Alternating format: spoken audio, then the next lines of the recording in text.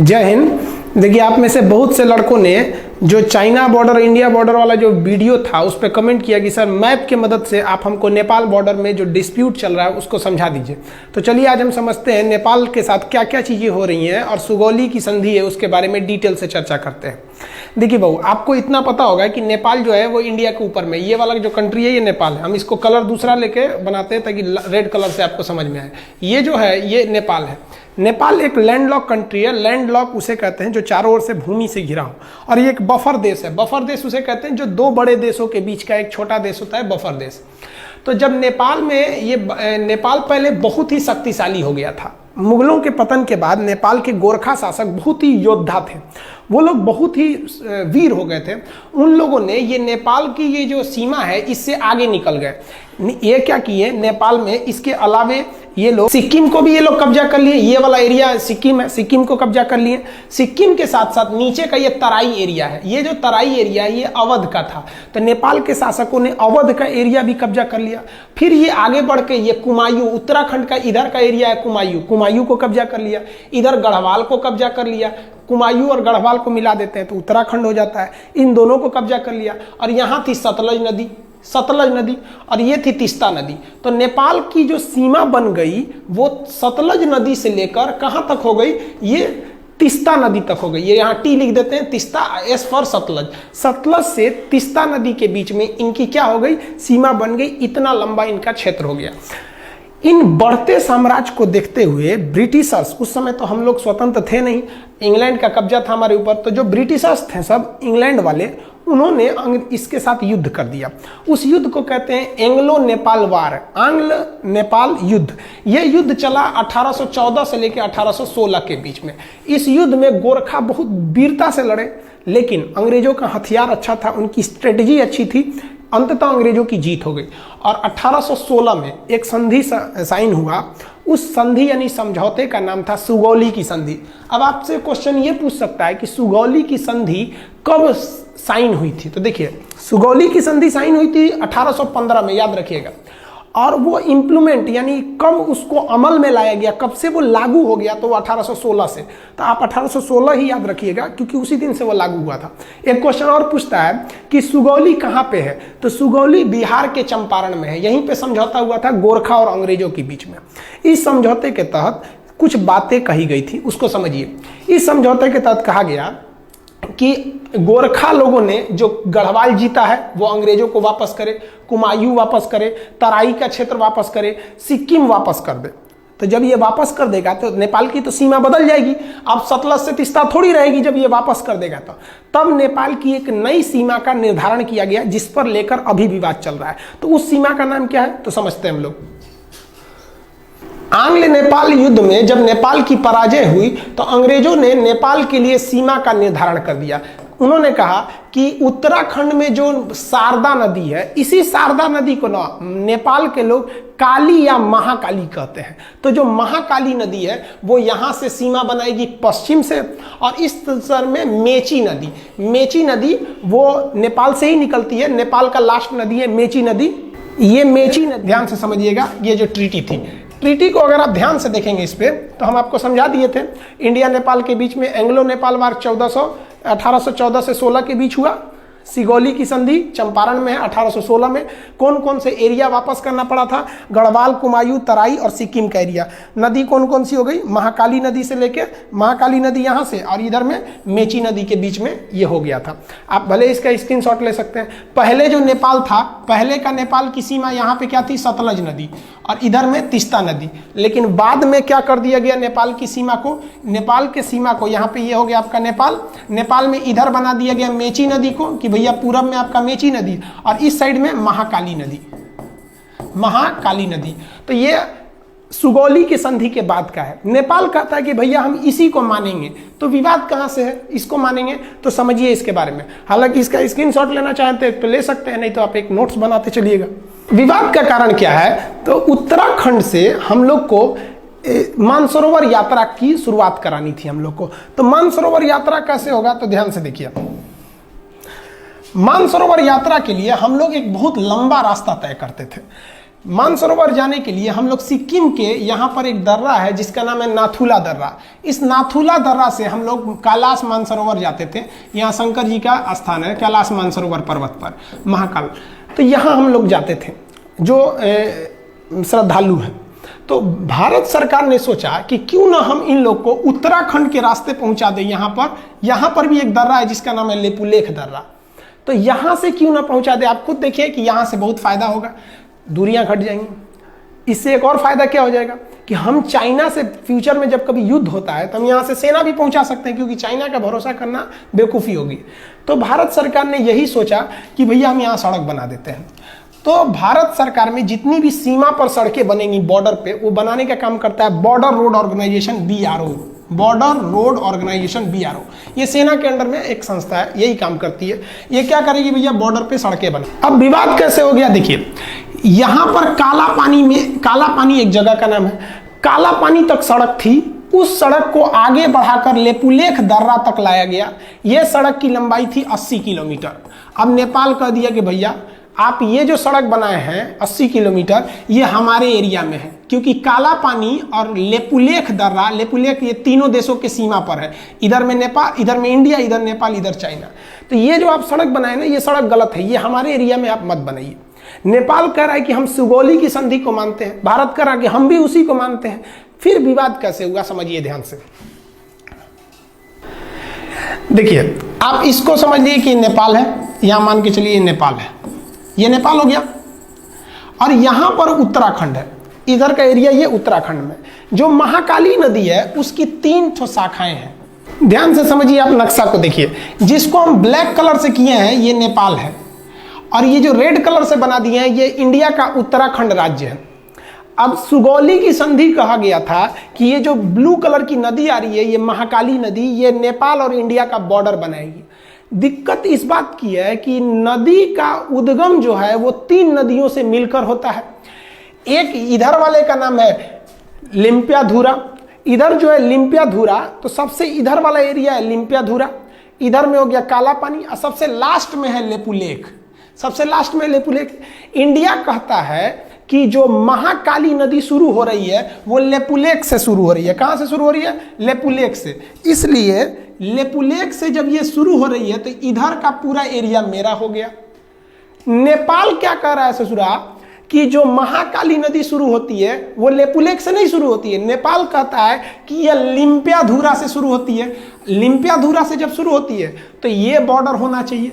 यानी सारा का सारा झमेला ये इसी एरिया के लिए। ये हल्का सा जो एरिया इसको हम दूसरे किसी कलर से कर देते हैं, ये एरिया से विवाद है। सारा विवाद इसी एरिया को लेकर हो रहा है। अब आपको बता दें कि ये जो एरिया है, इस एरिया पर पहले से कब्जा इंडिया का है। ये जो ट्राई जंक्शन है तीनों का एरिया, इस पर अधिकार पहले से इंडिया का है। तो नेपाल कह रहा है कि भैया मेरा है, आप खाली करिए। नेपाल को ये गर्मी कहाँ से है भैया, इतना जुनून जो कभी हमसे आंख मिला नहीं सकता था, आज इतना बढ़ के बोलने लगा। समझिए इसके बारे में। तो ये समझ गए, बॉर्डर रोड ऑर्गेनाइजेशन ने एक न्यू सड़क बनाई थी। कहाँ से? काला पानी से लेपुलेख तक 80 किलोमीटर। किस लिए? मानसरोवर यात्रा पर जाने के लिए। अब नेपाल ने एक नया नक्शा लगा दिया। नेपाल ने अपने नए नक्शा में लिम्पियाधुरा को, काला पानी और लेपुलेख, यानी ये पूरे एरिया को अपने नक्शा में दिखा दिया कि भैया ये पूरा एरिया नेपाल का है। इसने अपने नक्शा में दिखा दिया। इंडिया ने कहा भैया हम ये नक्शा को नहीं मानते, ये नक्शा गलत है। वो कहता कि नहीं, आप मानिए क्यों नहीं, ये सुगौली की संधि 1816 की बात है। तो आप समझ रहे हैं ना, वो उद्गम से एक झमेला है कि कहाँ से माना जाता है यहाँ पर। अब थोड़ा समझिए नेपाल ऐसा क्यों कर रहा है। नेपाल में अभी जो सरकार है वो सरकार है नेपाल कम्युनिस्ट पार्टी की। जैसे अपने यहाँ भारत में बीजेपी की सरकार है, उसी तरह फिलहाल नेपाल में नेपाली कम्युनिस्ट पार्टी है। ये चाइना की कम्युनिस्ट पार्टी से बहुत मैच करती है, दोनों की विचारधारा मैच करते हैं, इसलिए ये चाइना की ओर बहुत बह रहे हैं। और उसके प्राइम मिनिस्टर हैं KP शर्मा ओली। ये तो समझिए कि एकदम बैठे हैं चाइना की गोद में जाने के लिए तैयारी में। इनको समझ नहीं आ रहा है कि चाइना इनको बर्बाद करेगा। चाइना किसी को भी अपने डेफ्ट ट्रैप में बिछा लेता है, यानी कर्जा देकर उनको फंसा लेता है। इतना ना कर्जा दे देता है औकात से ज़्यादा कि ये कर्जा चुका नहीं पाते हैं। उसके बाद कहता है कि मेरा कर्जा लाइए, तो ये कुछ कर नहीं पाते हैं, कहते नहीं है। तो चाइना कहता है तब मेरी बात मानिए। यही चाइना करना चाहता है किनके साथ? नेपाल के साथ। इनको शर्म नहीं आ रही, समझ में भी नहीं आ रहा है और शर्म भी नहीं आ रही है। कैसे नेपाल चाइना के कहने पर ये सारा विवाद खड़ा किया है। और हद तब हो गया जब कल नेपाल के prime minister KP Sharma Oli ने क्या कहा, India spread corona virus in Nepal, यानी भारत के लोग नेपाल में कोरोना वायरस फैला रहे हैं। सोचिए, भारत के लोग फैला रहे हैं, हद हो गया भाई। हिंदुस्तान ने नेपाल को 2 लाख टैबलेट दिया था हाइड्रोक्सीक्लोरोक्विन का, 2 लाख टैबलेट दिया था नेपाल को पैरासीटामोल का, और वो भी उससे पैसे नहीं लिया था, गिफ्ट में दे दिया था कि भैया आप हमारे पड़ोसी हैं। और अमेरिका को हम लोगों ने पैसे में बेचा था। उस गिफ्ट का नतीजा ये है कि हम लोग कोरोना वायरस फैला रहे हैं। और क्या बोला केपी शर्मा ओली ने कि Indian corona is more lethal. Lethal मतलब होता है खतरनाक, मतलब इंडिया का जो कोरोना वायरस है वो अमेरिका, इटली और चाइना के वुहान वाले कोरोना से ज़्यादा खतरनाक है। हद है भैया आपका। ये है केपी शर्मा ओली, इनको समझ में नहीं आ रहा है। तो आप ये समझे ना कि लिम्पियाधुरा का मेन विवाद क्या है। लिम्पियाधुरा उत्तराखंड के पिथौरागढ़ जिला में आता है, यह समझ में आ गया आपको। अब आगे समझाते हैं और क्या चीज़ है। इसका स्क्रीनशॉट लेना चाहे तो ले सकते हैं।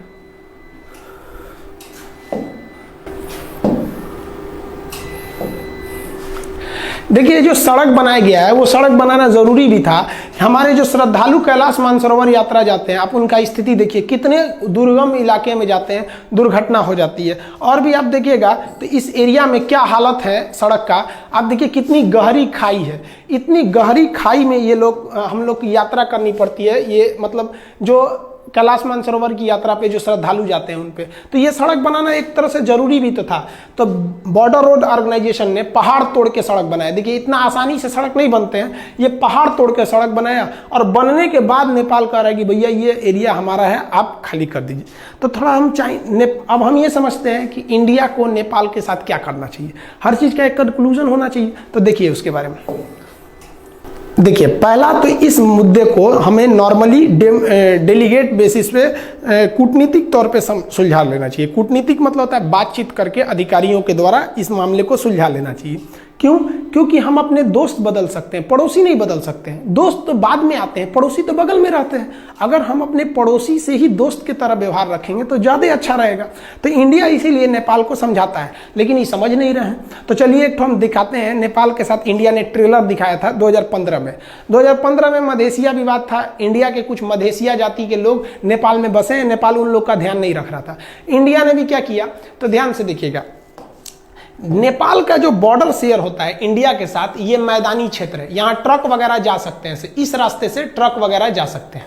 लेकिन ये वाला एरिया पूरी तरह पहाड़ है और बड़े बड़े पहाड़ हैं। माउंट एवरेस्ट भी उसी साइड में है, बड़े बड़े। तो चाइना से इधर आना बड़ा मुश्किल हो जाता है। इसलिए चाइना हो गया या कोई भी हो गया, वो अपना सामान अगर चाहते हैं कि नेपाल को बेचें, तो वो नेपाल को बेचने के लिए वो सामान को चाइना से वो कलकत्ता बंदरगाह पे उतार देते हैं और कलकत्ता बंदरगाह से ट्रक के रास्ते इसको नेपाल पहुंचा दिया जाता है। इसका मतलब नेपाल पूरी दुनिया से अगर चाहता है जुड़े तो उसके लिए 2 ही रास्ते हैं, या तो भारत या तो चाइना। अब समझिए भारत और चाइना में क्या प्रॉफिट है उसको। अगर कोई आलू आप नेपाल भेजते हैं इंडिया के रास्ते, तो ट्रांसपोर्ट को जोड़कर अगर खर्चा निकालिएगा तो 1 किलो आलू अगर 10 रुपया है, तो नेपाल पहुंचते पहुंचते वो 10 रुपये किलो का आलू 12 रुपये किलो हो जाएगा, क्योंकि यहाँ ट्रक वगैरह का भाड़ा भी जोड़ना है। लेकिन वही आलू जो 10 रुपये किलो अगर आप चाइना की ओर से भेजिएगा तो ये आलू 250 रुपये किलो हो जाएगा।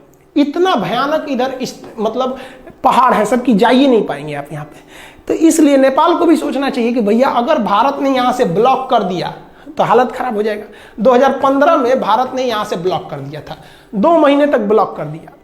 2 महीने में नेपाल का ये हाल हो गया कि नेपाल के जहाज़ों के पास पेट्रोल नहीं था। वो नेपाल के प्रधानमंत्री बोले थे कि कोई भी जहाज अगर नेपाल में आता है ना, तो आप वो जहाज का पेट्रोल लेके आइएगा, हमारे यहाँ पेट्रोलों नहीं बचा हुआ है। ये हाल हो गया है नेपाल का। तो अगर इंडिया ब्लॉकेज लगा देता है तो नेपाल कहीं का नहीं बच पाएंगे। तो नेपाल को भी सोचना चाहिए कि हम ये ट्राई जंक्शन जो है, जिसे वो लिम्पियाधुरा को मान रहा है, हम लेक को छोड़ ही नहीं सकते हैं, एकदम कंफर्म छोड़ नहीं सकते हैं। और ये नरेंद्र मोदी बैठे हैं प्रधानमंत्री, कश्मीर छोड़वे नहीं किए, लोग कूद रहे थे पाकिस्तानी, ये वो लेपुलेख छोड़ेंगे यहाँ पे। इनका भी दिन खराब चल रहा है, विनाशकालीन विपरीत बुद्धि। आप समझदार हैं, आप भी समझते हैं ये सब चीज़ों के बारे में। तो ये टोटल ट्राई जंक्शन का विवाद था। आप होप आप समझ गए होंगे काला पानी। तो काला पानी, लेपुलेख, लिम्पियाधुरा, ये एरिया जो है ये कहाँ पर है? पिथौरागढ़ उत्तराखंड में है। तो नेपाल को इंडिया की कितनी ज़रूरत है आप समझ सकते हैं। और हम लोग ने कभी भी नेपाल का बुरा नहीं चाहा है। इवन हमको नेपाल के बारे में भी सोचना चाहिए। हिंदुस्तान ने ऐसा कोई युद्ध नहीं जीता है जिसमें नेपाल के गोरखा भाइयों का खून न बहा हो। हमारे जनरल थे मानिक साहब, बहुत ही बहादुर फील्ड मार्शल, जनरल से भी ऊपर का पद होता है फील्ड मार्शल। इतना ऊपर पद होता है सेना में कि आज तक 2 ही लोग को मिला ही, KM करियप्पा और मानिक शाह। मानिक शाह ने बोला था कि अगर तुमसे कोई कहता है कि मुझे मरने से डर नहीं लगता है तो समझ जाना वो झूठ बोल रहा है, या तो वो गोरखा सिपाही है। तो भारत में गोरखा सैनिक भी है। तो हमें ये भी देख के चलना है कि नेपाल से अच्छा संबंध बना के रखें ताकि वहाँ से हमारे देश में गोरखा सैनिक आ सके। बहुत ही योद्धा होते हैं और पहाड़ों पर लड़ने के लिए माहिर होते हैं। और कश्मीर में पहाड़ी एरिया में वो बहुत कुशलता से अंजाम दे सकते हैं। कारगिल की लड़ाई में भी वो लोग भाग लिए थे। हम भी भगवान से दुआ करते हैं कि भाई जल्दी जल्दी, एक तो कोरोना का संकट है, उस पर से एक नया संकट लेके चले आए, तो इसको भी जल्दी से सुलझा लेंगे नेपाल और भारत के इस रिश्ते को। आई होप आप इसको समझ गए होंगे। नेक्स्ट हम आपको समझा देंगे कि टूर ऑन ड्यूटी क्या चीज़ है, सेना में 3 साल कैसे जाना है, फिर नेपाल से क्या, नेपाल के साथ चाइना के साथ अभी जो नया विवाद हो गया है वो क्या चीज़ है, इस सब के बारे में हम समझा देंगे।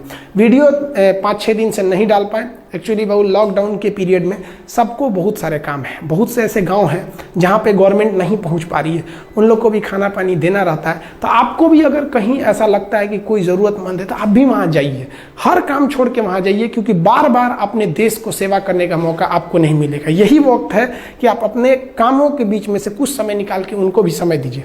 तो जब अब कभी कभी वीडियो रुक जाता है तो आप बात समझिए बाबू, उस काम को भी हम छोड़ नहीं सकते। तो थोड़ा हम उधर बिजी थे इसलिए हम वीडियो नहीं बना पाए, अब आ गए हैं, अब वीडियो कंटिन्यू रहेगा। आई होप आप ये समझ गए होंगे। नेक्स्ट वीडियो में हम फिर चर्चा करेंगे, अब सब्जेक्ट भी स्टार्ट कर देंगे, बायोलॉजी जो छोड़े थे या फिर पॉलिटी वगैरह।